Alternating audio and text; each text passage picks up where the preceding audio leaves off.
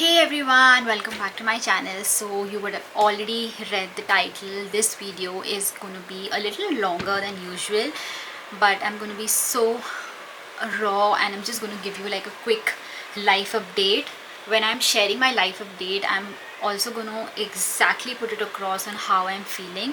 There are going to be times where I fumble because I usually do when I put myself out there. It's extremely hard sometimes, but I think it's high time that we all speak, right? I see so many women, even men for that matter, going through so much internally, but they don't want to speak only because of the fear of being misunderstood, of being judged, or whatever the reason would be. So there's a lot of things that's been going on. I just put videos, I put just things, but we really don't know what's happening behind the camera, right? We don't know what's happening, how much time we're putting in. There's so much things. So I think let's quickly get started on like each and every topic that I really want to cover and share. So yeah, if you're interested in these kind of videos and you really want to know what's happening, stay tuned.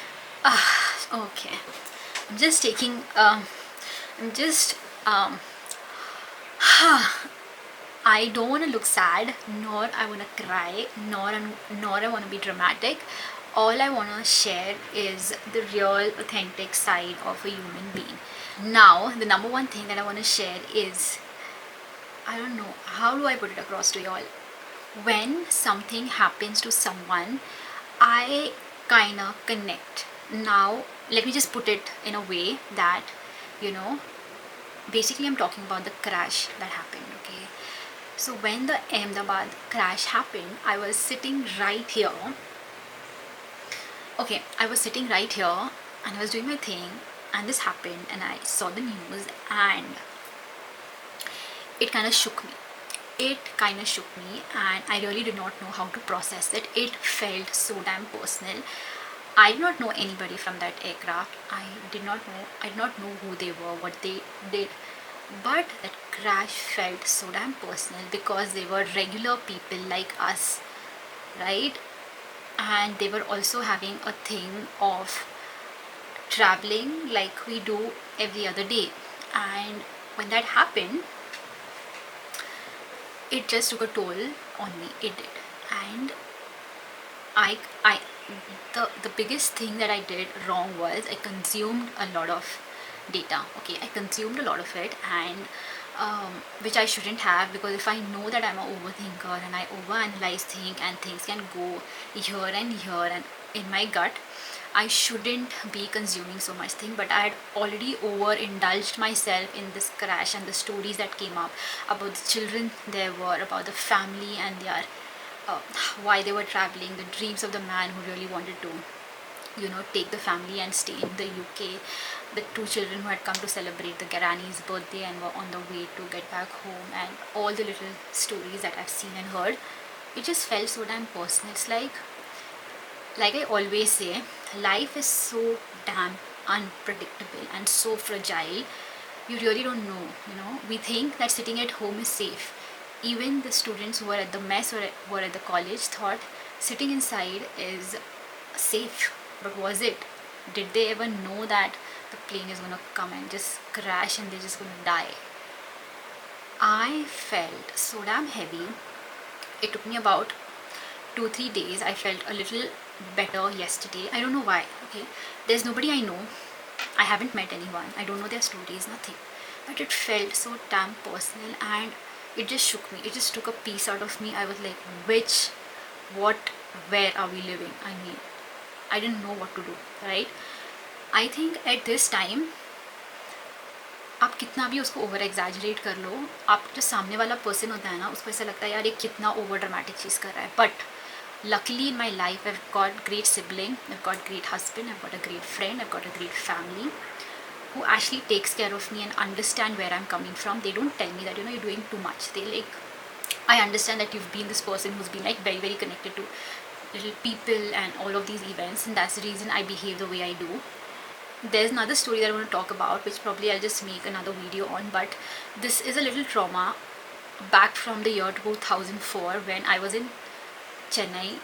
I'd gone to a place, a pilgrim place in Velankani, and back in 2004. The day I stepped to Velankani, that morning, tsunami hit, and we have witnessed it. Luckily, we were saved, and we were extremely close to the beach, and for some reason, we were saved. So I have that trauma, and I understand what happens. There were people yelling and shouting that, oh my god, there are children who are floating. There were so many people who died. So I've seen the natural calamity, death, before. So I think that's something that triggers every time all of these things happen. Just taking a little breather because I really want to put myself out. And the whole point right here for me talking about this is that whenever you see, there are two things, okay? Number one, when you see a person like me, and you see that this person is over exaggerating, or a person is, deeply hurt, or something inside her is shook, or in him is shook, just be there for that person. You won't believe, there's a friend of mine who was just checking on me every single day, 2 times a day, just to make sure if my mental peace is correct, just to make sure if I'm good. And that made me feel so damn good. And she was just like, I'm here, just talk to me, just talk to me. Wherein she also had a little things to do, she was there. So I think that kind of okay, wait.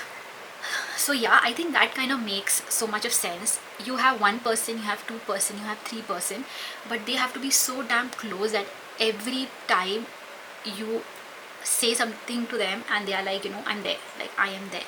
So that happened. I had a extremely bad meltdown where I just cried after the crash. I don't know why I did. It just took a toll on me. I took 2 days. I was like, you know what, I'm not going to look at the media because there's too much thing out there. I also put like a story on Instagram that, just take a break, do not consume so much because it is going to impact a lot of people, which by the way it did, because we can't do anything about it, right? It happened. All you can do is pray for them, pray for their soul, and we can't do anything at that point, right? So that happened. So that was one part. So yeah, so I don't know what to say. So I am in the process of feeling better. I want to do so many things. I had so many plans for this week, and I had so many work that I had to take up, but it all stopped because I couldn't be. And the problem with me is, whenever I don't feel me, I can't do any project. Whenever I don't feel anything, I can't do a YouTube video. It just makes me crazy. I was due to complete 7 videos today, but I don't think that's happening. But I'm just on my thing that I do it because I have to travel and stuff. So I'm just trying to wind that up. And apart from that, what another life update that I want to give you all is, it's about the fertility journey that I'm having. The progress have been good. I did my test a month before, and my value was around 72, the prolactin level. Basically, I am planning to have a child. I've been trying for over 2-3 years now, and it did not happen. And then I did my test last year, like just to give you like a brief, if people don't know, I had TB, then I had I had endometriosis. I was like kind of operated to check if my fallopian tubes all are clear, but then we got to know that it was endometriosis, so the chocolate cyst was removed. And then I still tried, but that was not happening. So I actually moved to the Ayurvedic path, where I I did some blood tests, and I got to know that I have autoimmune, the TPO thing, which actually hampers ovulation, and it doesn't help you to conceive. And also my prolactin level was super high, so we've been working on that. My prolactin level have significantly decreased, so it was about 75 or 73, and now I've come down to 30, which is great, which means the medications are working. So I'm doing quite good in that. But then again, I've not been consistent lately. I don't know why, but I don't feel it. It's been like so many years. I sometimes just feel like to give up, but then I'm like, no, I've made it so far, and probably I just want to see the little one with me. So I'm just doing what I can, but sometimes it gets so damn difficult, so difficult. The medications are pathetic. It's very draining. It's very crazy. I don't know what to do. I have to wake up in the morning to have my first medication, then after an hour another medication, then after an hour I can have my breakfast, and the same thing repeats in the evening. So it takes a lot from me, but I just think about the positives and I'm just moving ahead. That's the best I can do, right? So I do that, and yeah, that's a little update about my fertility. I really hope that I come back on track. It's kind of difficult because this year honestly hasn't been extremely great. It's never been. I mean, the start of the year is being so damn crazy, and so yeah, I'm just figuring it out. But few years like post COVID, I think for every one of us, life has been very difficult or challenging, and there have been good times as well. For sure there have been like fabulous times. I mean, last year every quarter I was traveling. That was like such a beautiful thing that happened last year. But this year, I don't know what happened, what was that shift, and there's so much of mental draining, there's so much of mental health issue, there's so much happening around the world, so much happening in India, so much happening in Maharashtra. I mean, there's so much happening. So I'm just looking at the news, I'm just consuming it, and it's just taking a toll on me. So I was off social media from January 25th to recent, I mean May. I was like off social media. I wasn't posting. I was not doing anything. I was not on Instagram at all. And it kind of helped me to understand what kind of person I am. How do I detach myself from such events and people and toxicity and everything. So I did that. So yeah. So coming back to the fertility thing is, it's difficult. I know. But I'm just taking one day at a time. Sometimes I don't feel like having the medication, and you know what? I don't have it. I'm like, it's fine. If I'm not feeling like to do so, I will not have it. If I feel like doing it, I will have it, right?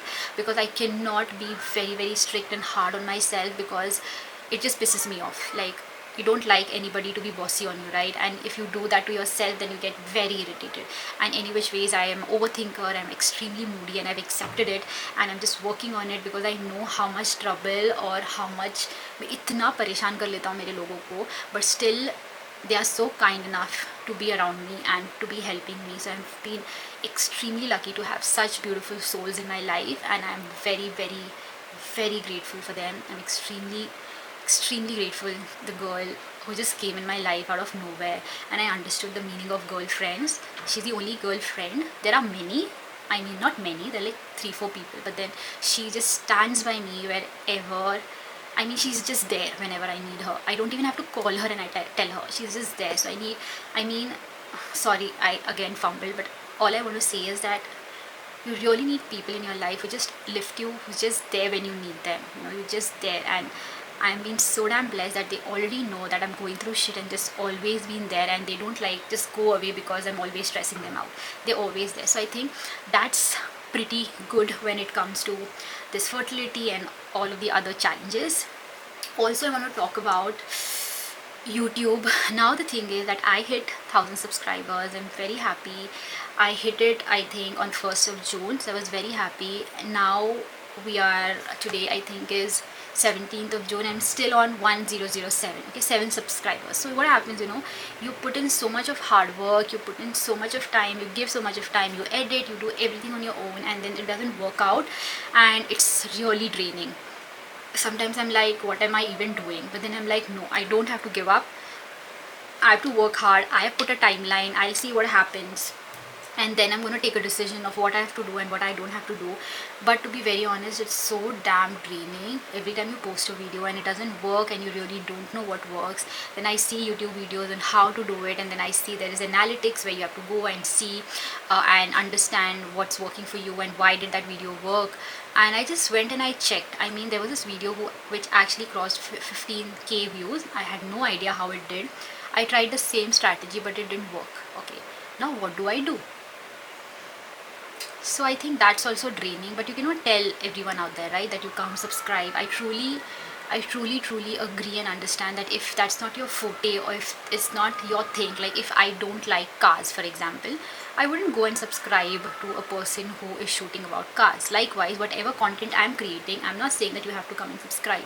I just want the algorithm to understand and reach the audience, the kind of audience that I'm looking for, people who resonate with me, because the kind of videos I make and the love that I get, like lot of you girls and men, for that matter, women and men both, like message me on Instagram saying the kind of content I create they love, especially the fertility journey, the skincare questions that you guys ask is so good.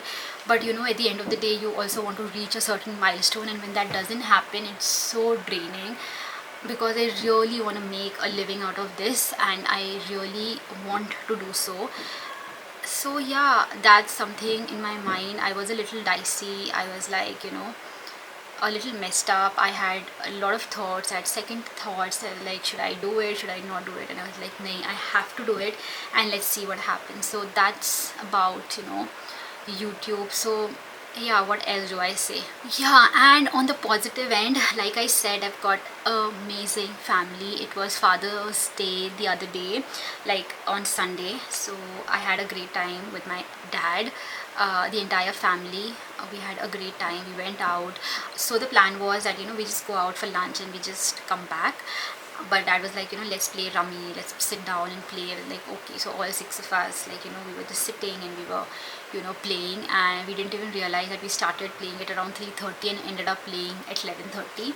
And that time I really understood ki, you know, I did not even, I felt so damn grateful for the kind of people I had in my life. Like that six people, we all were sitting and we were playing and eating food. Mama's making chai, you know, dad is trying to help someone else, and we doing our own things. It was so damn good to see, and this is something that I'd visualized while growing up, the family to be together and, you know, and just be there.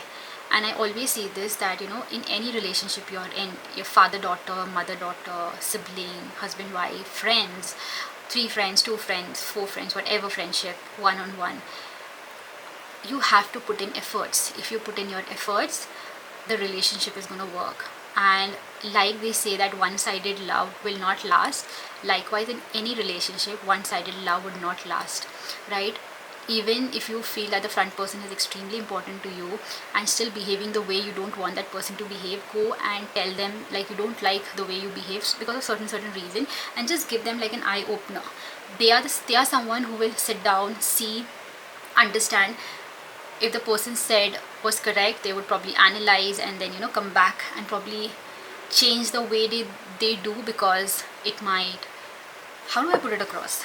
I mean, that's something I really want to address. So basically what I'm trying to say is that if a person has a problem with me, like my brother would tell me always that I am a very straightforward person. So sometimes I really have to think before I talk, because sometimes my words can be a little rude and might hurt someone.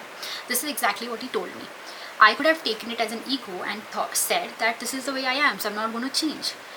But I thought to myself, this is the way I am. But if it is hurting someone, that's wrong. So maybe my choice of words have to be a little different. So let's put the same thing in a different way and see if it works. Probably the issue will also be resolved, and also I wouldn't be hurting someone, and even my question or my queries would be resolved and, you know, would be taken care of. Basically that.